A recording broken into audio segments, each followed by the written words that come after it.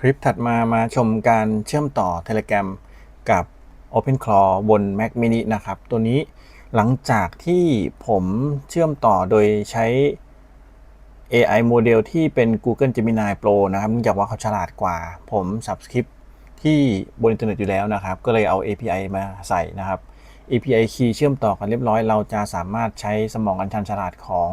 Google Gemini 3.1 Pro นะครับผมลองใช้ Local แล้วมันไม่ฉลาดก็เลยในกระบวนการตั้งค่าทั่วไปจะถามจะให้ตั้งค่าอะไรเชื่อมต่อผมจะให้บอทเป็นคนทำนะครับซึ่งปกติแล้วในการตั้งค่าตอนแรกจะให้เชื่อมต่ออะไรจะให้ติดตั้งสกิลตัวไหน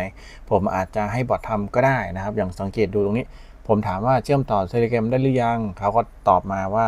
ตอนนี้ยังเชื่อมต่อไม่สำเร็จนะครับซึ่งเหลืออีกนิดเดียวผมติดตั้ง Telegram อินเทอร์เฟซเอาไว้แล้วนะครับก็สามารถที่จะทำตามตรงนี้ได้เลยเข้ามาที่ Telegram ที่ติดตั้งอยู่ผมติดตั้งอยู่บน Mac ด้วยนะแล้วก็บน PC ด้วยนะครับผมเข้ามาที่ Bot Father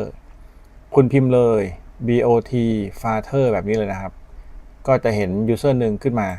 พิมพ์ตรงนี้ได้เลยเป็น Bot Father ก็จะเห็นหน้าต่างนี้ขึ้นมานะครับคุณก็เข้ามา new bot จะกดที่ตรงนี้ก็ได้นะครับเนี่ยจะขึ้นมาเป็นแบบนี้ก็จะถามจะ new bot ผม new bot มา2ตัวล่าสุดคือตัวนี้ตัวเทสตัวเก่านะครับผมก็ new bot ตัวนี้ขึ้นมาแล้วก็ copy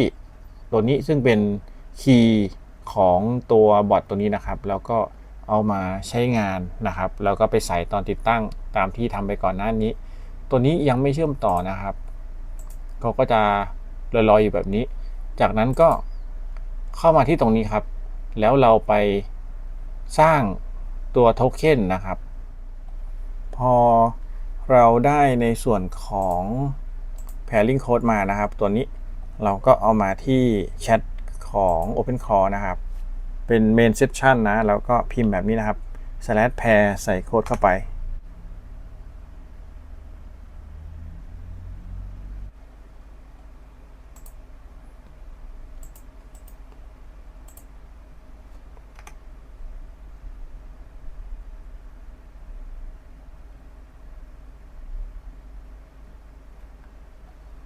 ผมใช้วิธี copy มาถามเลยครับ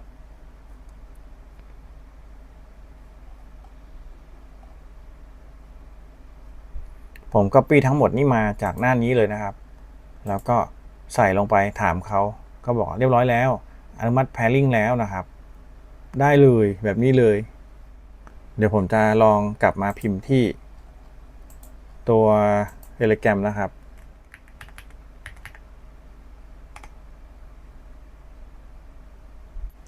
หลังจากที่ผมพิมพ์สวัสดีเขาก็ตอบกลับมานะครับสวัสดีครับมีอะไรให้ผมช่วยไหมตัวนี้ก็เป็นเซสชันใหม่โผล่ขึ้นมาคุณสามารถที่จะคุยมาได้เลย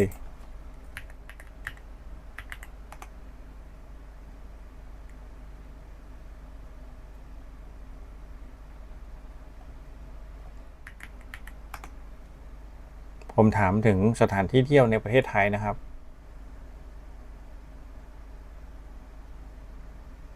ในตัวหน้าจอเซสชันเขาก็จะขึ้นมาบอกแหล่งที่เที่ยวนะครับส่วนในแชทเขาก็จะขึ้นมาให้มีแหล่งที่เที่ยวอะไรบ้าง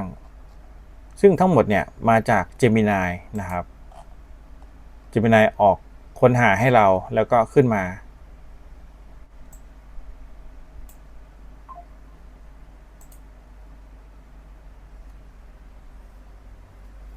หลังจากที่เชื่อมได้แล้วนะครับคราวนี้ก็สะดวกกับเรามากขึ้นผมจะถามในมือถือนะตัวนี้เป็น Telegram มือถือนะครับเราสามารถพูดผ่านมือถือแล้วให้แปลเป็นข้อความได้เลยนะครับถ้าผมต้องการพลังงานไม่เกิน300กิโลแคลอรี่ควรจะรับประทานอาหารเที่ยงเป็นอะไรเนี่ยครับผมพูดใส่แบบนี้เลยแล้วเขาก็ไปถามข้างในนะครับตรงนี้ผ่านเข้าไปทาง Telegram หน้าจอมันจะโชว์หมดเลยแล้วก็ผ่านเข้ามาทาง OpenClaw ตรงนี้ด้วยนะครับ Chat Agent ก็จะตอบเรามาแล้วครับก็จะเป็นแบบนี้เราสามารถสั่งอะไรก็ได้ถามอะไรก็ได้นะครับตามได้ที่สมองยังฉลาดอยู่ผมใช้ตัว AI โมเดลที่เป็น Gemini 3.1 Pro นะครับตัวนี้ก็ต้องเสียเงินแต่ถ้าเกิดว่าต้องการสลับมาใช้ local มันก็จะฉลาดน้อยลงอาจจะไม่ได้คำตอบบางครั้งซึ่งก็ต้องเพิ่มสกิลเพื่อที่จะให้เขาไปเซิร์ชหาทางอินเทอร์เน็ตได้แล้วก็ตอบเราได้ปกติการเพิ่มสกิลหรือพวกนี้ก็สั่งบอทเลยครับ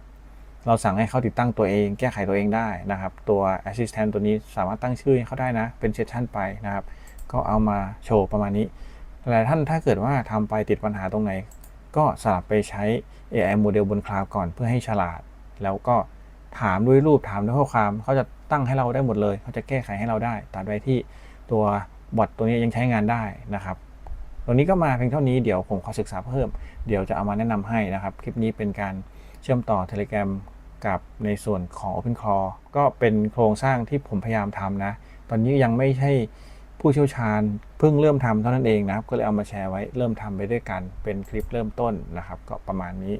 ถ้ามีคำถามคอมเมนต์ไว้ได้เลยหรือจะแนะนำก็ได้นะครับผมก็มือใหม่เช่นเดียวกันคลิปนี้มาสั้นๆเพียงเท่านี้ขอบคุณที่รับชมครับสวัสดีครับ